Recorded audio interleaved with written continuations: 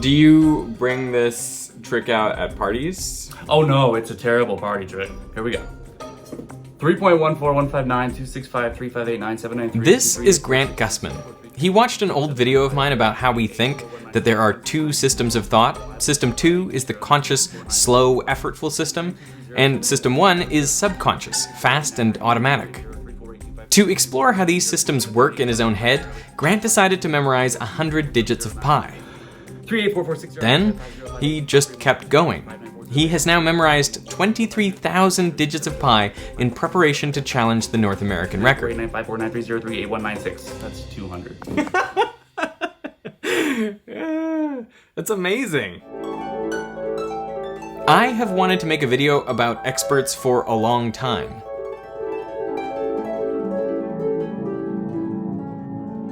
This is Magnus Carlsen, the 5-time world chess champion.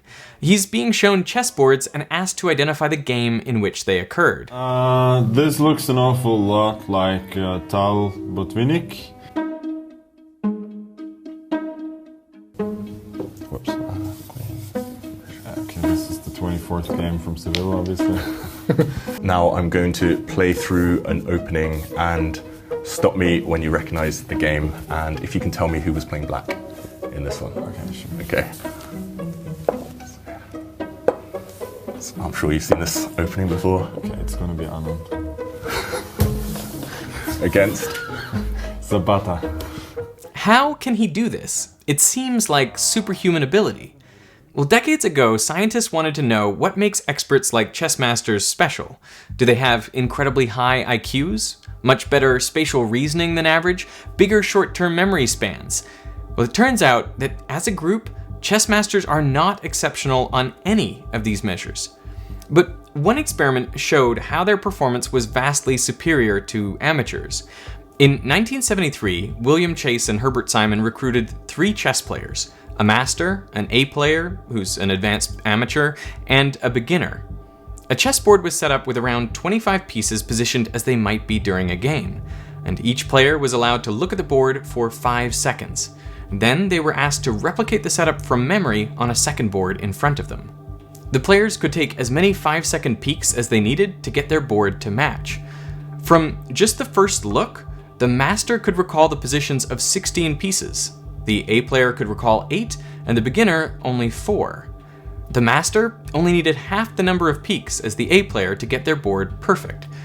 But then the researchers arranged the board with pieces in random positions that would never arise in a real game. And now, the chess master performed no better than the beginner. After the first look, all players, regardless of rank, could remember the location of only 3 pieces. The data are clear. Chess experts don't have better memory in general, but they have better memory specifically for chess positions that could occur in a real game.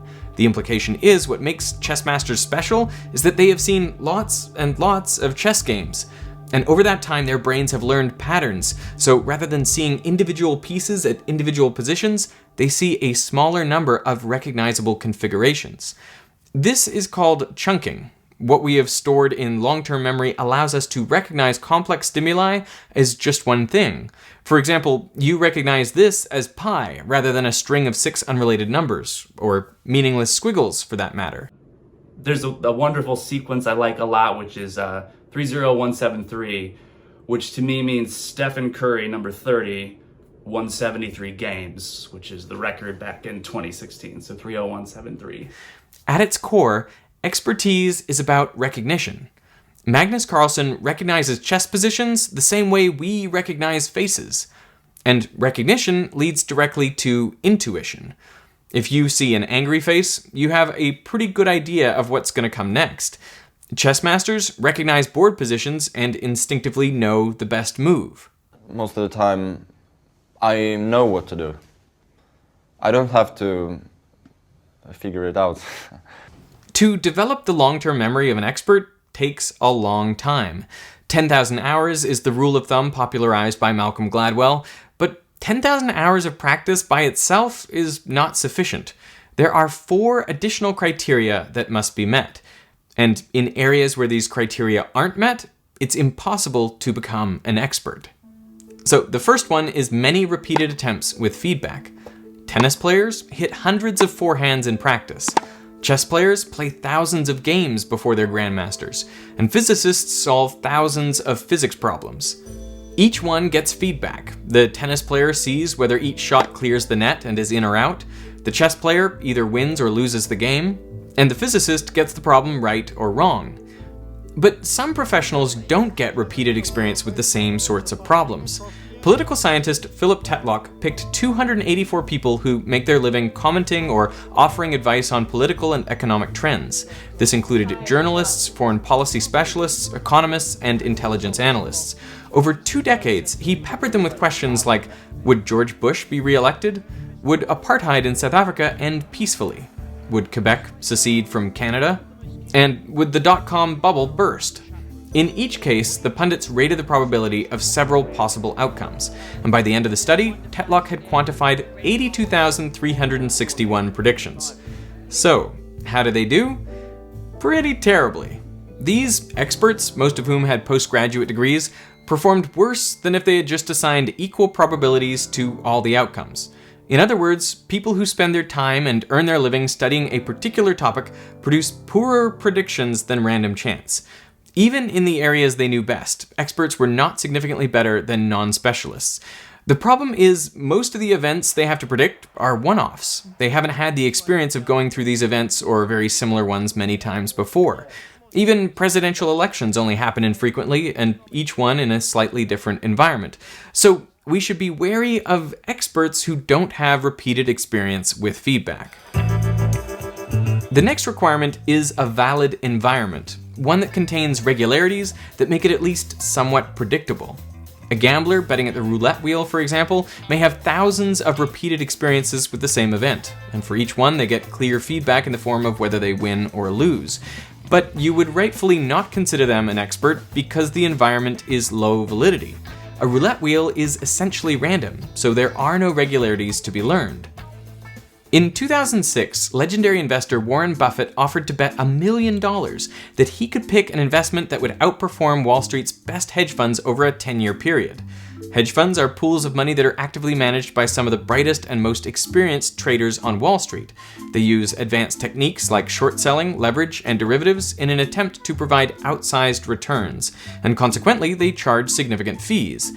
One person took Buffett up on the bet, Ted Seides of Protégé Partners.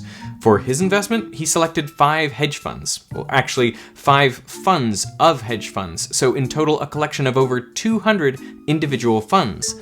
Warren Buffett took a very different approach. He picked the most basic, boring investment imaginable, a passive index fund that just tracks the weighted value of the 500 biggest public companies in America, the S&P 500. They started the bet on January 1st, 2008, and immediately things did not look good for Buffett. It was the start of the global financial crisis, and the market tanked. But the hedge funds could change their holdings and even profit from market falls, so they lost some value but not as much as the market average. The hedge funds stayed ahead for the next 3 years, but by 2011 the S&P 500 had pulled even. And from then on, it wasn't even close. The market average surged, leaving the hedge funds in the dust. After 10 years, Buffett's index fund gained 125.8% to the hedge fund's 36%. Now, the market performance was not unusual over this time. At 8.5% annual growth, it nearly matches the stock market's long-run average. So why did so many investment professionals with years of industry experience, research at their fingertips, and big financial incentives to perform fail to beat the market? Well, because stocks are a low validity environment. Over the short term, stock price movements are almost entirely random. So the feedback, although clear and immediate, doesn't actually reflect anything about the quality of the decision making. It's closer to a roulette wheel than to chess. Over a 10-year period, around 80% of all actively managed investment funds failed to beat the market average. And if you look at longer time periods, underperformance rises to 90%. And before you say, well, that means 10% of managers have actual skill, consider that just through random chance, some people would beat the market anyway. Portfolios picked by cats or throwing darts have been shown to do just that. And in addition to luck, there are nefarious practices, from insider trading to pump and dump schemes. Now, I don't mean to say there are no expert investors. I mean, Warren Buffett himself is a clear example, but the vast majority of stock pickers and active investment managers do not demonstrate expert performance because of the low validity of their environment. Brief side note, if we know that stock picking will usually yield worse results over the long term, and that what active managers charge in fees is rarely compensated for in improved performance, then why is so much money invested in individual stocks, mutual funds, and hedge funds? Well, let me answer that with a story. There was an experiment carried out with rats and humans, where there's a red button and a green button that can each light up. 80% of the time, the green button lights up, and 20% of the time, the red button lights up, but randomly, so you can never be sure which button will light. And the task for the subject, either rat or human, is to guess beforehand which button will light up by pressing it. For the rat, if they guess right, they get a bit of food, and if they guess wrong, a mild electric shock. The rat quickly learns to press only the green button and accept the 80% win percentage. Humans, on the other hand, usually press the green button, but once in a while they try to predict when the red light will go on, and as a result, they guess right only 68% of the time.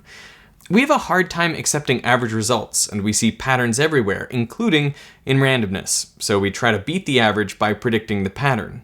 But when there is no pattern, this is a terrible strategy. Even when there are patterns, you need timely feedback in order to learn them. And YouTube knows this, which is why within the first hour after posting a video, they tell you how its performance compares to your last 10 videos. There's even confetti fireworks when the video is number 1. I know it seems like a silly thing, but you have no idea how powerful a reward this is and how much YouTuber effort is spent chasing this supercharged dopamine hit.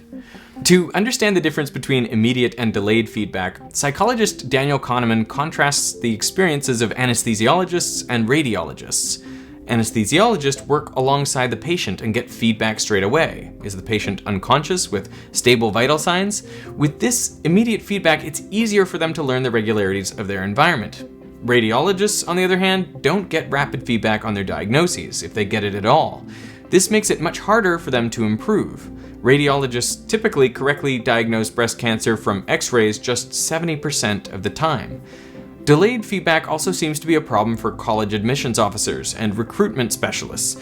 After admitting someone to college or hiring someone at a big company, you may never, or only much later, find out how they did. This makes it harder to recognize the patterns in ideal candidates. In one study, Richard Melton tried to predict the grades of freshmen at the end of their first year of college. A set of 14 counselors interviewed each student for 45 minutes to an hour. They also had access to high school grades, several aptitude tests, and a 4-page personal statement. For comparison, Melton created an algorithm that used as input only a fraction of the information, just high school grades and 1 aptitude test. Nevertheless, the formula was more accurate than 11 of the 14 counselors. Melton's study was reported alongside over a dozen similar results across a variety of other domains, from predicting who would violate parole to who'd succeed in pilot training. If you've ever been denied admission to an educational institution or turned down for a job, it feels like an expert has considered your potential and decided that you don't have what it takes to succeed. I was rejected twice from film school and twice from a drama program, so it's comforting to know that the gatekeepers at these institutions aren't great predictors of future success. So, if you're in a valid environment and you get repeated experience with the same events, with clear, timely feedback for each attempt, will you definitely become an expert in 10,000 hours or so? The answer, unfortunately, is no, because most of us want to be comfortable. For a lot of tasks in life, we can become competent in a fairly short period of time. Take driving a car, for example. Initially, it's pretty challenging, it takes up all of System 2, but after 50 hours or so, it becomes automatic. System 1 takes over and you can do it without much conscious thought. After that, more time spent driving doesn't improve performance. If you wanted to keep improving, you would have to try driving in challenging situations, like new terrain, higher speeds, or in difficult weather. Now, I have played guitar for 25 years, but I'm not an expert because I usually play the same songs. It's easier and more fun, but in order to learn, you have to be practicing at the edge of your ability, pushing beyond your comfort zone.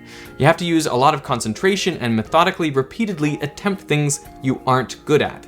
You can practice everything exactly as it is and exactly as it's written, but at just such a speed that you have to think about and know exactly where you are and what your fingers are doing and what it feels like. This is known as deliberate practice, and in many areas, professionals don't engage in deliberate practice, so their performance doesn't improve. In fact, sometimes it declines. If you're experiencing chest pain and you walk into a hospital, would you rather the doctor is a recent graduate or someone with 20 years experience? Researchers have found that diagnostic skills of medical students increase with their time in medical school, which makes sense. The more cases you've seen with feedback, the better you are at spotting patterns. But this only works up to a point. When it comes to rare diseases of the heart or lungs, doctors with 20 years experience were actually worse at diagnosing them than recent graduates. And that's because they haven't thought about those rare diseases in a long time, so they're less able to recognize the symptoms. Only after a refresher course could the doctors accurately diagnose these diseases. And you can see the same effect in chess. The best predictor of skill level is not the number of games or tournaments played, but the number of hours dedicated to serious solitary study. Players spend thousands of hours alone learning chess theory, studying their own games and those of others, and they play through compositions, which are puzzles designed to help you recognize tactical patterns. In chess, as in other areas, it can be challenging to force yourself to practice deliberately. And this is why coaches and teachers are so valuable. They can recognize your weaknesses and assign tasks to address them. To become an expert, you have to practice for thousands of hours in the uncomfortable zone, attempting the things you can't do quite yet. True expertise is amazing to watch. To me, it looks like magic, but it isn't. At its core, expertise is recognition, and recognition comes from the incredible amount of highly structured information stored in long-term memory. To build that memory requires 4 things: a valid environment, many repetitions, timely feedback, and thousands of hours of deliberate practice. When those criteria are met, human performance is astonishing. And when it's not, you get people we think of as experts who actually aren't. If you want to become a STEM expert, you have to actively interact with problems. And that's what you can do with Brilliant, the sponsor of this video. Check out this course on computer science, where you can uncover the optimal strategy for finding a key in a room, and you quickly learn how your own strategy can be replicated in a neural network. Logic is another great course that I find challenges me mentally. You go from thinking you understand something to actually getting it. And if it feels difficult, that's a good thing. It means you're getting pushed outside your comfort zone. This is how Brilliant facilitates deliberate practice. And if you ever get stuck, a helpful hint is always close at hand. So don't fall into the trap of just getting comfortable and doing what you know how to do. Build in the habit of being uncomfortable and regularly learning something new. That is the way to lifelong learning and growth. So I invite you to check out the courses over at brilliant.org/Veritasium, and I bet you will find something there that you want to learn. Plus, if you click through right now, Brilliant are offering 20% off an annual premium subscription to the first 200 people to sign up. So I want to thank Brilliant for supporting Veritasium, and I want to thank you for watching.